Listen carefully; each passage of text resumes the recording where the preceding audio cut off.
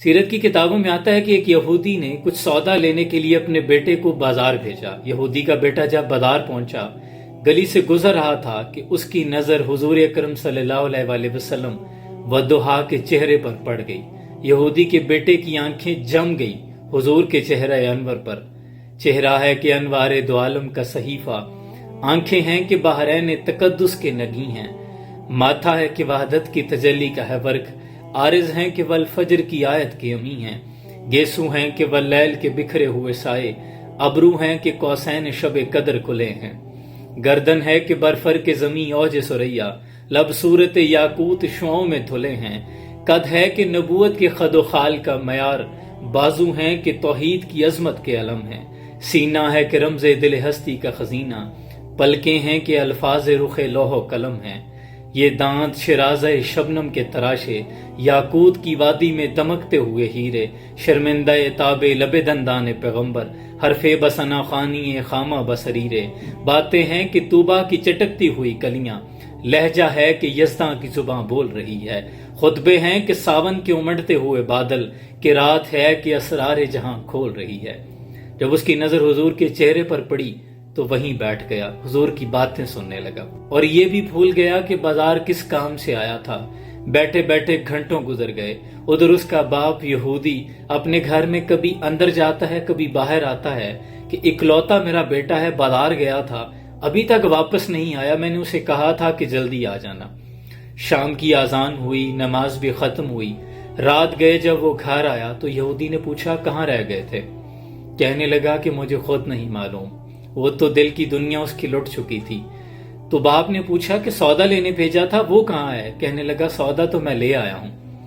تو باپ غصے سے کہنے لگا کہ سودا ہے کہاں، مجھے دکھاؤ تو صحیح۔ کہنے لگا کہ کاش تمہاری آنکھیں ہوتی تو میں تمہیں دکھاتا کہ سودا کہاں ہے۔ اے میرے باپ، میں تجھے نہیں دکھا سکتا کہ میں کون سا سودا خرید لایا ہوں۔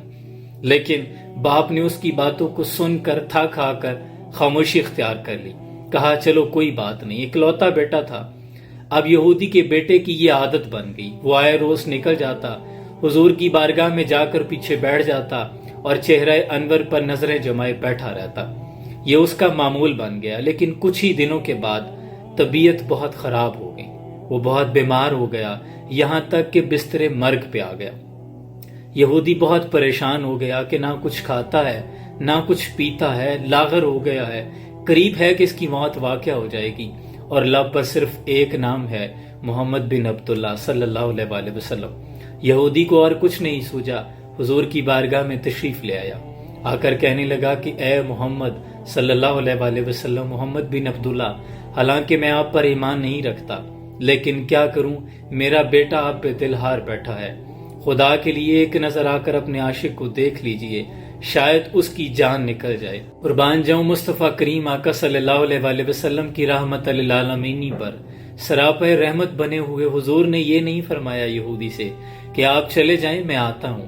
حضور نے رخ انور کو صحابہ کی جانب موڑا، فرمایا کہ اے ابوبکر، عمر، عثمان، علی، بلال، اٹھو، اپنے عاشق سے ملنے چلتے ہیں، اس کا بھی دیدار کرتے ہیں اور اسے بھی اپنا دیدار کرواتے ہیں۔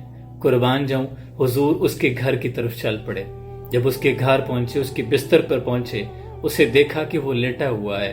حضور نے اس کے ماتھے پر جلتی ہوئی پیشانی پر جب دست شفقت رکھا، قربان جاؤں کیا منظر ہوگا۔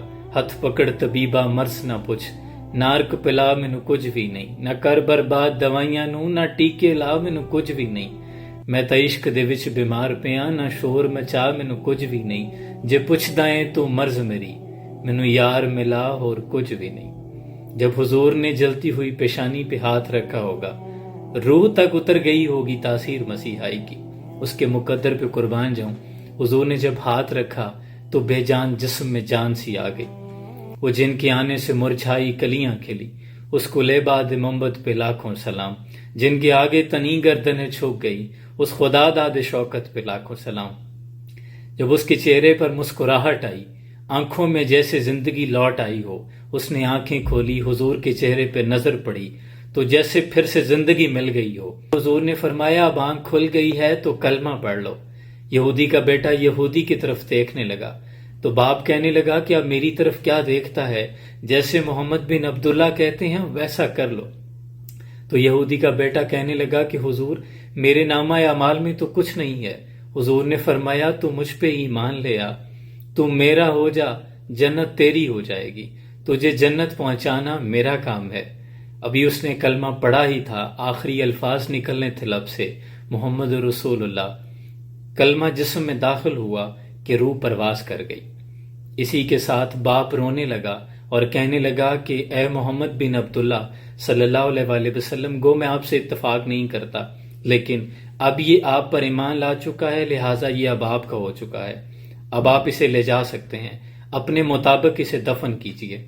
قربان جاؤں اس عاشق کے مقدر پہ۔ حضور نے اپنے کاشانہ مبارک سے اسے اٹھایا، صحابہ اکرام کو فرمایا ابوبکر صدیق، عمر بن خطاب، علی، عثمان، اس کے جنازے کو اٹھاؤ، بلال چلو اسے اٹھاؤ اور چلتے ہیں۔ اس عاشق کے مقدر دیکھیے کہ صحابہ کی جماعت پیچھے چل رہی ہے، حضور آگے چل رہے ہیں۔ صحابہ نے غسل دیا، کفن دیا، قبر کھودی گئی۔ قربان جاؤں مصطفیٰ کریم آقا صلی اللہ علیہ وآلہ وسلم خود قبرستان تشریف لے گئے، بلکہ اس کی قبر میں حضور خود تشریف لے آئے، اور حضور اس کی قبر کے اندر پاؤں کے بل نہیں بلکہ پاؤں کی انگلیوں کے بل چل رہے ہیں۔ حضور نے اس کو خود اپنے ہاتھوں مبارک سے قبر میں اتارا اور کافی دیر تک حضور قبر کے اندر کھڑے رہے۔ حضور کا چہرہ زرد ہو گیا۔ جب حضور باہر تشریف لے آئے تو صحابہ نے پوچھا یا رسول اللہ صلی اللہ علیہ وآلہ وسلم، حضور آپ نے خود کو کیوں تھکایا؟ آپ ہمیں حکم ارشاد کرتے، ہم اسے خود قبر میں اتارتے۔ تو حضور نے فرمایا کیا میں نے اس سے وعدہ نہیں کیا تھا کہ میں اس کی قبر کو جنت بناؤں گا، یا اسے جنت لے جاؤں گا، اس لیے مجھے خود قبر میں آنا پڑا۔ تو صحابہ نے پوچھا یا رسول اللہ آپ انگلیوں کے بل کیوں چل رہے تھے؟ تو حضور نے فرمایا کہ حور و ملائکہ کا اتنا رش تھا اس کی قبر کے اندر کہ مجھے جگہ نہیں مل رہی تھی، مجھے انگلیوں کے بل چلنا پڑا۔ میں نہیں چاہتا تھا کہ کسی ملائکہ کے پاؤں پہ میرا پاؤں آ جائے۔ اور حضور کی آنکھوں میں آنسو تھے، اور حضور یہی دعا فرما رہے تھے کہ اللہ تیرا شکر ہے تو نے میرے صدقے اس شخص کو بخش دیا، اللہ تیرا شکر ہے تو نے میرے صدقے اس شخص کو بخش دیا۔ قربان جاؤں اپنے ایک امتی کے لیے حضور کتنا درد رکھتے ہیں۔ پہلے سجدے پہ روز ازل سے درود، یادگاری یہ امت پہ لاکھوں سلام۔ اے امتی تیرے بختوں پہ قربان جاؤں، کس قدر شفیق آقا کا تو امتی ہے۔ قطرے کو سمندر، ذرے کو ستارہ کرتے ہیں، کونین کو خام آ جاتا ہے جب زلف سنوارا کرتے ہیں۔ فدا کا امی و ابی یا رسول اللہ صلی اللہ علیہ وآلہ وسلم۔ سلام پہنچے۔